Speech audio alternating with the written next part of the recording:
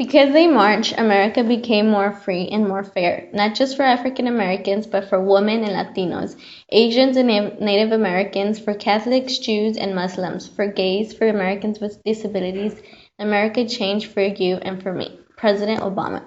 Today we will be discussing the issues and policies that led to this famous March of 1963. The March was fighting for many things. They were fighting for civil rights legislations, the elimination of racial segregations in public schools, protection for demonstrators against policy brutality, a program to provide jobs, a law prohibiting racial discrimination in public and private hirings, a $2 minimum wage, and a self-government for the District of Columbia. What were some policies at this time? The Jim Crow Act. What was the Jim Crow Act? The Jim Crow Act took away the rights of the 13th Amendment, 14th, and 15th Amendment. Colored people were not allowed to be seen with whites. They were not allowed to be in places where white people were. They had their own restaurants, their own movie theaters, own restrooms, own water fountains, low education, and had to sit in the back of the bus.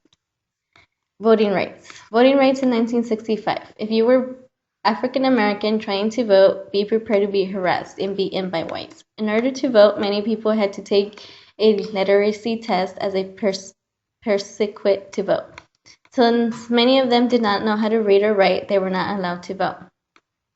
Discrimination in the workplace. African Americans were discriminated in the workplace. Many times they were not hired because they were black. When they were hired, they were taken advantage of by the employees. They were not given paid minimum wage, they were not given the breaks and lunches they deserved, and when they were fired, they were not given a reason why, and they would not get their last paycheck. Some major events that led to the march were the bus boycott of 1955, the Summer Project, and the killing of Emmett. When a group of people come together and say enough is enough, they are able to change many things. There have been many contributions leading to the March on Washington. With the examples that Marisela gave us, there are a few more. During the Depression, the New Deal programs that discriminated against African Americans urged Philip Randolph to form a march that would have been held in 1941. But because Franklin D. Roosevelt couldn't talk Randolph into withdrawing, Roosevelt introduced and signed the Executive Order of 8802. It gave jobs to over 2 million African Americans, which ultimately led to the cancellation of that march. The prayer pilgrimage was also a contribution. It was the day that Martin Luther King gave his famous speech, "Give Us the Ballot," which was informing that African Americans should, too, have the same rights as everyone else.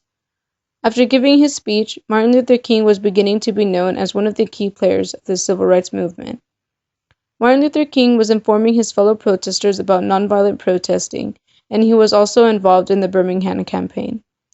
The Birmingham campaign was also a contribution toward the March on Washington, because although the government had issued a state circuit court injunction on protesting, many protesters, including Martin Luther, stood their ground and continued to fight for equality. Martin Luther King was then arrested because of it, and after being at a standstill and the protests going nowhere, it led to using children to protest, which was known as the Children's Crusade. It brought media coverage and kept the campaign alive. Police officers would hose down protesters even if they were children, and arrested many of who were involved in the Children's Crusade. After many arrests and continuous protesting, the Birmingham Truce Agreement was made. It desegregated the city, and this event also led to the creation of the Civil Rights Act. On August 28, 1963, Dr. Martin Luther King gives a speech for freedom.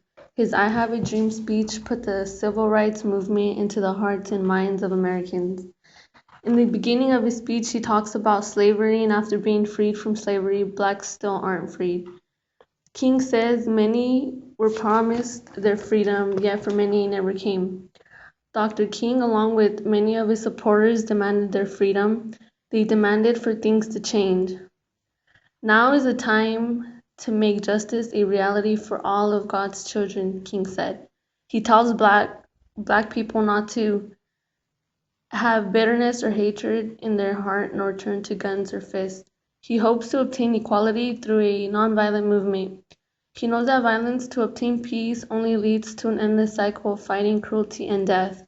He strongly believes that black must not let this one incident lead them to hate all people of different races or nationalities, because that, that only leads to the same kind of discrimination he is fighting against with this I Have a Dream speech.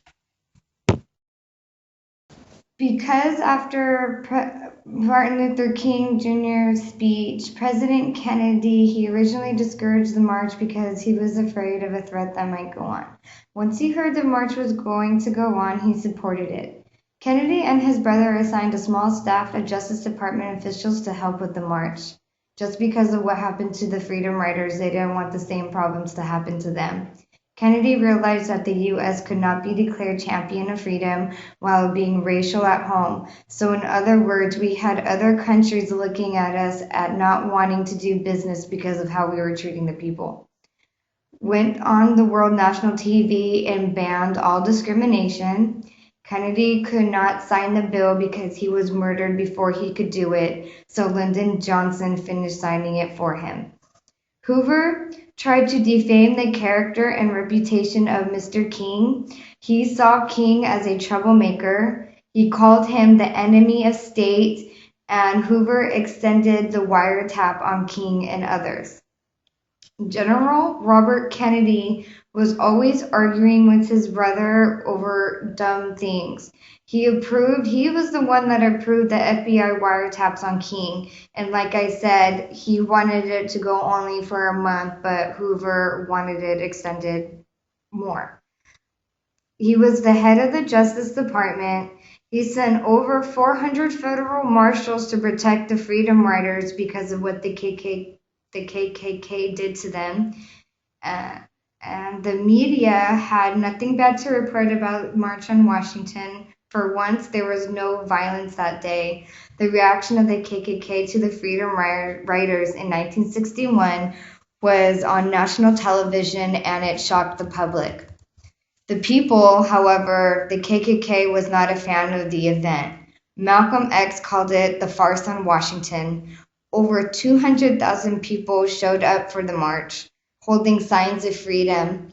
The leader of the NAACP got shot and murdered. Some people just wanted an all-white school. Hate groups formed like the KKK and white citizens. People were still against the civil rights movement even after the bill was passed. There were two major laws that passed after the March on Washington: the Civil Rights Act and the Voting Rights Act. The Civil Rights Act of 1964 prohibits the discrimination on the basis of race, color, religion, sex, or national origin. The passage of the act ended the applications of Jim Crow laws.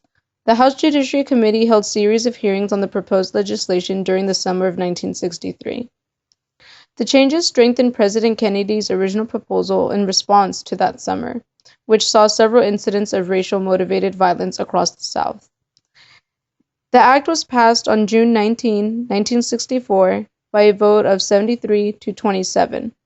The Civil Rights Act paved the way for future anti-discrimination legislation, including the Voting Rights Act of 1965. The Voting Rights Act came 7 months after Martin Luther King launched his Southern Christian Leadership Conference campaign, based in Selma, Alabama, with the aim to pressure Congress to pass such a legislation.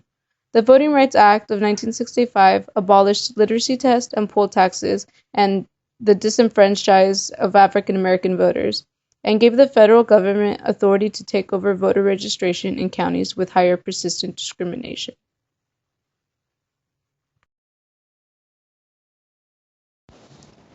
Even though Martin Luther King gave his I Have a Dream speech and over 200,000 people marched for freedom and equality, we are still fighting the same fight today.